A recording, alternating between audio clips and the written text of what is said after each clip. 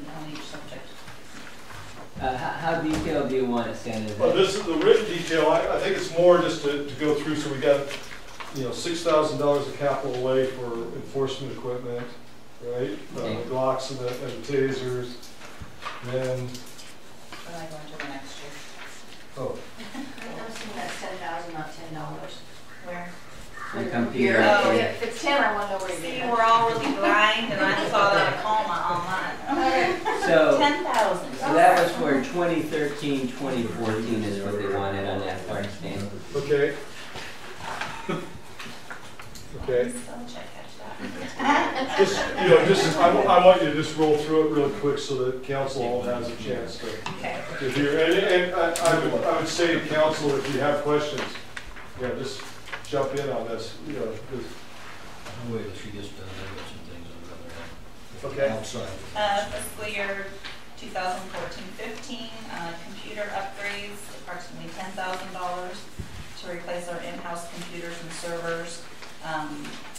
We want to ensure interoperability with Lane County Dispatch and just within the department. My personal knowledge of on our server right now, hopefully we make it to that year. And that's a 2014-15. 15, right. Yeah, gotcha. $12,000 to conduct a feasibility study regarding the use of electronic ticketing and mobile data terminals and patrol cars. We're one of the last departments in Lane County to use the MDT's pilot program. Would be used initially with one portable laptop. Without MDT. What do you see without? And that's what I'm saying. It should say without MDT. We don't have it. Right, one of the last to use. That would install the laptop computer, a computer platform, and then the Verizon contract for a broadband card for that to be used. It's really specific and needs to be secure because of the information that's going to be pulled up from the law enforcement data system. So it would be critical. We have to have it to be secure. Can I ask one quick question? Mm-hmm. Your electronic ticketing, is that where you automatically print the ticket or Versus the no more writing, it's all? So now it'll just be a mistype, it'll be a typo. Okay. You hope, you hope. Personnel, again, we're still on 2014-15. Okay. Approximately $90,000 for the addition of a fourth patrol officer. That should be fair. Because you're already. So he's wanting. He's like a fourth You mean- line. He's talking line officers. Okay, fine. Fourth patrol officer, return patrol to a 24/7 operation and reduce overtime needed when the officers on vacation or sick, and increasing our part-time dispatch support services clerk to 3/4 time. Again, allowing continuous coverage and dispatch when I am on vacation, sick leave or whatever. Vehicles, $25,000 capital outlay. Enable us to begin a process of replacing vehicles with new vehicles every 1 or 2 years. We currently purchase or receive donated vehicles from other agencies after they have driven them to the replacement deadlines. This method has proven we inherit vehicles with expensive repairs due to extended usage. In fiscal year 2015-16, perform a feasibility study to determine the cost of either renovation of City Hall into a police-only facility. Plan would seek input on the cost benefits of increasing jail capacity and becoming a full correctional facility. Grants would also be sought for funding for such a project by Rural Development Administration. With the current funding for Lane County Jail, there may be the ability to rent out jail space for protracted periods of confinement. So you're talking about making this building into a correctional facility. Police department. Police department. And down below we have 3 cells already. Oh, So okay. we're going to expand. Oh, okay. So we're not displacing anything. We're just. Well, yeah. well, actually, my understanding, and correct me if I'm wrong, is that this is where the WAC center comes in. Okay. The Willamette Activity Center that is on our strength / weakness line because of the and I think Louie's been alluding to this for a long time, and we just always kind of danced around this subject. is that we want to move basically city offices to the WAC center and make this a correctional center. Is that true? Make the upstairs up here the court and the PD, Okay. and then move city offices down Okay. to the WAC and make it a community center, and as That you saw. works. Now, the reason I bring this up, or the reason that it's been brought up, is because basically the WAC center is a school that was bought by the city for $1 Okay, many years ago, Okay. and it's in really bad shape. Now, my understanding is, talking to William and the mayor and everybody, is that we can get grants for fixing the WAC center. We just can't get a grant for building a new building. that's exactly right. So it becomes, Yeah. and you know, like I said, if that's the route we're going, then I think we should all get on this track and just say, this is the route we're gonna go, we're gonna do this. And that way everybody knows that we're gonna start investing money into the WAC center, or we're gonna start investing time into the WAC center, and this is our plan to switch over. Yeah, well, Louis is right on that in terms of none of the private foundations want to pay for administrative offices for the city staff, but they will pay for the community center. So the examples that I have of that are the City Hall at Rockaway Beach. I don't know if anybody's been out at 101 up there.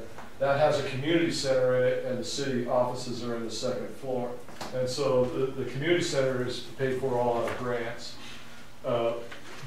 Believe it or not, the business community of Rockaway Beach came to the city and said, we want you to raise the transient room tax Rockaway Beach has more rental beds in that town than any other town in Tillamook County. So they have a lot of rental beds.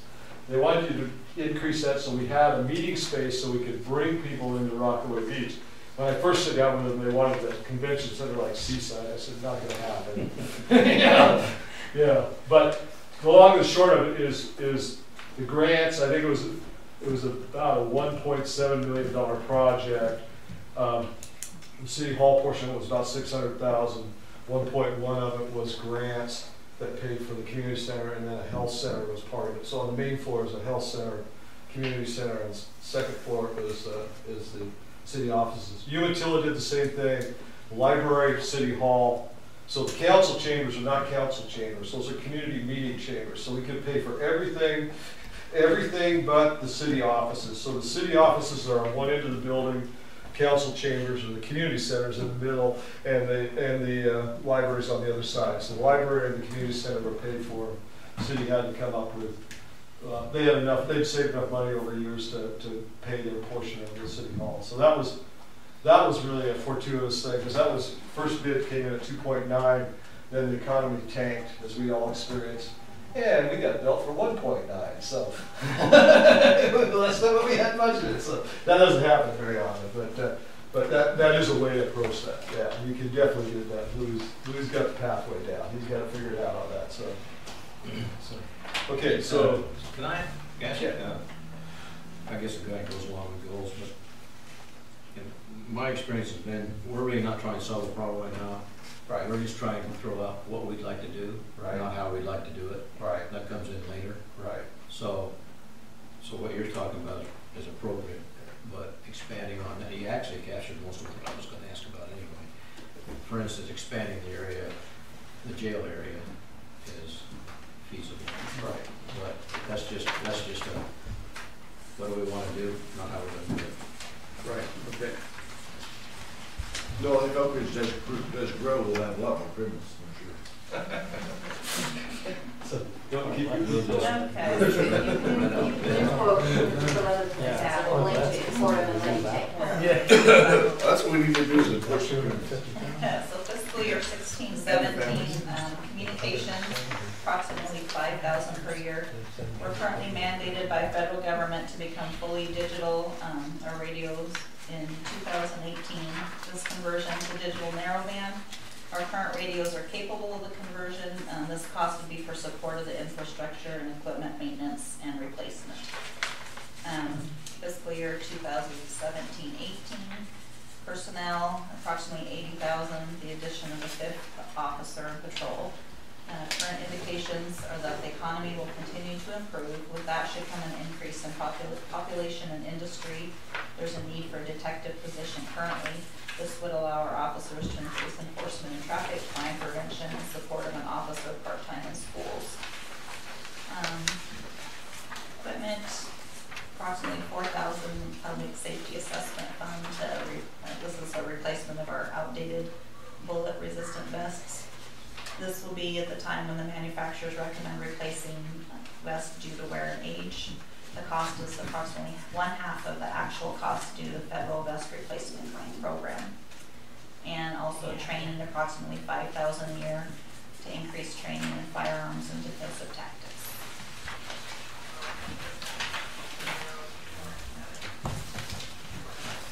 Great. Anybody have any questions that you want to ask law enforcement department right now, police department? Well, one of the things we just talked about, one of the things we need to put up there as a long-term goal is converting, either building a new police department or converting this building to a police department.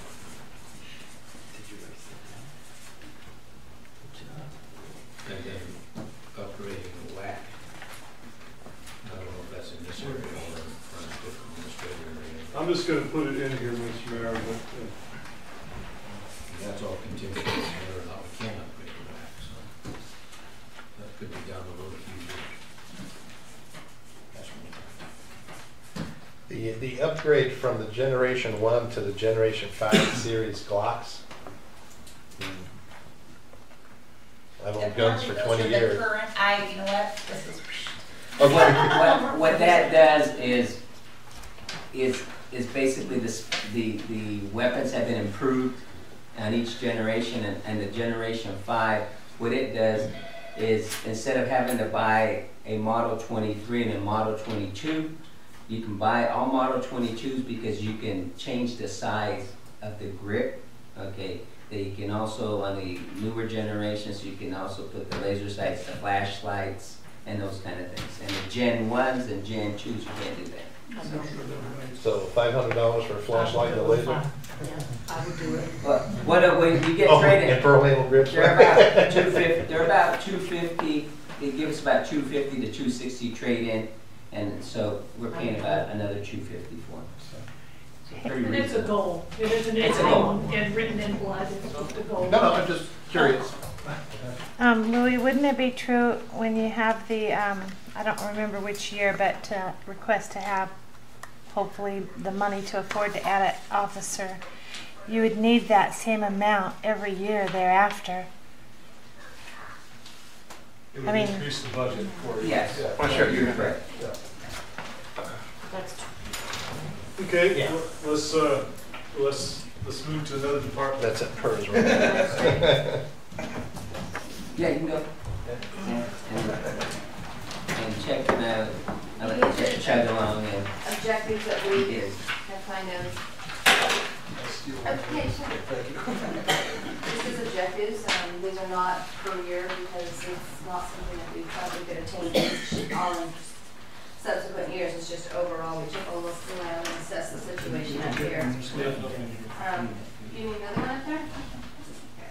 One of the things is we'd like to see the additional of the half-time staff person, which would actually be bringing the court clerk back to full-time, which was original, and then just small amount of clerical help each week, having someone come in that would do some filing and some archiving, those type of tasks in order to relieve the salaried staff to be able to focus on more complex duties. The half-time person bringing that back is about $25,000 a year, I believe, on that one. The clerical help around $8,000. If you're going 15 or less hours, there would not be a position that would be subject to any kind of benefits. The other is building maintenance and repair. We could replace the carpet throughout the top story up here. I don't know if you've noticed it, but it's very mismatched. It's well worn.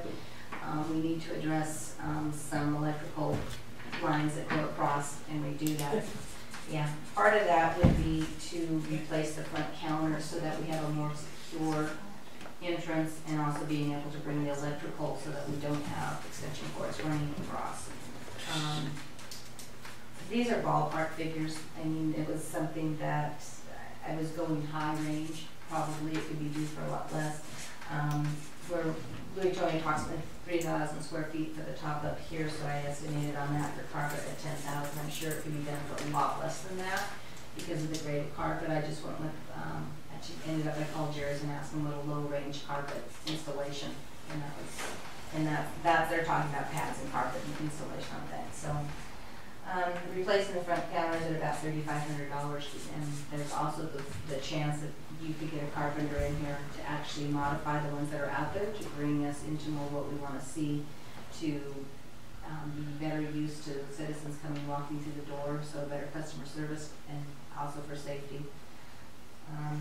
And replacing, or actually not replacing, putting in HVAC systems, which would be one for the unit there, we said one for here, and one for the back where you have the conference room for the library. Yeah. And replace the entrance doors, one of them with ADA. The current doors, I don't know if any of you were here a few weeks ago, Public Works has done what they could. The doors have really surpassed their life expectancy, and we do an occasion when we see someone coming in, we'll get up and open the doors for people that need the help if we see it before they get to the doors. So it would be putting on this front door, that's a single door that has access to the ramp, making that ADA accessible so they wouldn't have to open it, and replacing the two out here. We had that one closed for a while a few weeks ago because you could not get them open. The Public Works do what they can, but they're not miracle workers. Sorry, Chuck. I didn't know that. I thought. I know it appears they are. Say it ain't so. Yeah. What's up Yeah. with that? But it would just, replacing the carpet and, those things would appear the appearance of the city hall. It would also give us a more upbeat, when people walk in, if they're looking, their first impressions, looking for services would be a little more professional. The other end of that is upgrading the software. And I estimated that one, there's two ways you could go with actually going out with an RFP to try and find a new software system, or maybe some additional training. One of the things the police department is looking at is automating your tickets, doing those. There is a municipal court module for Assist that brings it in, and it has the capability of being able to read right from the computers, which means it takes a lot of the entry off of it. It brings it in. It's kind of a neat program. The only limitation that we found with the accounting software is the audit trail. Other than that, it's fairly functional. It's a little cumbersome, but once you learn it. Part of the problem we have here is we don't have anybody that was actually really trained for Assist. That's kind of a learn as you go. We've learned a lot. I think it'd be a lot less than going to a new system would be to have someone from Assist come up and actually spend a few days. And they do have those people, but you're paying for their travel costs, their stays, and that type of thing. It's a lot less than $12,000 to come up and actually sit with and train people to show them some of the bells and whistles that when you're doing the day-to-day trying to keep going, you don't always figure out are there. And the municipal court module is kind of a neat one because it does have the capabilities to do some of the things that if you're improving and you're out there with another officer and they're watching people going down, for public safety. We do get complaints up here about people running really fast up and down Highway 58. They would like to see more visibility from the police officers, keeping that under control. So if you're issuing tickets, it would be able to do that. Those are just some of the, the immediate goals that we saw that we'd like to see changed. If indeed there is a way to do those, if possible. Question. Mm-hmm. Is the ASIS flags in Audit Trail, are they aware of that, and are they doing anything to improve upon that? It isn't an audit trail that a lot of accounting systems have. Theirs is a different one. We've created our own audit trail out of it. They do know that it's not out there. It's possible that some of those updates will incorporate that, but you got to remember there's a lot of states that their requirements for government accounting are tremendously different. Even like with budgets, there are states that the budgets are prepared, they're published, there's public comment, there's no budget committee, there's nothing. They're just prepared, they're submitted, they're approved, you have some input, and that's a done deal. The requirements are different, so when they built their system, they couldn't take into account all the requirements from all the states. Audit trail to me should have been a no-brainer, but it's not in there. We've created our own as far as journal entries now. We have 2 people looking at every journal entry that we've made. If there's an adjustment to a water account, that it actually involves money. 2 people sign off of it, we've got 2 sets of eyes looking at it, and I keep those journal entries, so they're gonna be available for our auditors, which, actually creates its own paper trail. It's just, it's not very eco-friendly because we're printing out, as opposed to having an electronic one. Louis, did you have anything to add on administration? Did you want anything else on here? No, I think she touched on, primarily up here is dealing with the building itself is a lot of it, making sure that it's maintained. Actually, go ahead and throw a generator. Okay. Emergency generator? Yes, for up here. Yeah, that's something we forgot for this building. The other thing that I didn't add on here that Michael mentioned was, because I guess I kind of could see that would be falling into a contingency line, would be if we did have a computer or server failure. It would have to be replaced. I didn't put the in because ours are working, they seem fine. That's more of an emergency situation, whereas you know this is had to come on. Okay. So, does council have any questions of this? We can revisit once it's all here if you want. I have a question. Sure. Are we gonna prioritize this stuff at some point in time? Yeah. And then are we gonna call it short-term, mid-term, long-term? I hope. Yeah. That's all of what she said is short-term. Yeah. Except for the general, well, almost all of them is.